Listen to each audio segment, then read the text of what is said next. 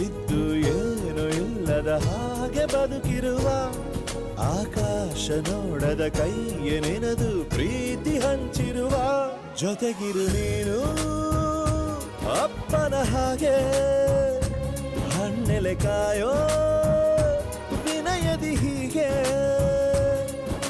ನಿನ್ನನು ಪಡೆದ ನಾವು ಪುನೀತ ಬಾಳು ನಗು ನಗುತ್ತಾ ಬೊಂಬೆ ಹೇಳುತ್ತೈತೆ ಮತ್ತೆ ಹೇಳುತ್ತೈತೆ ನೀನೇ ರಾಜಕುಮಾರ.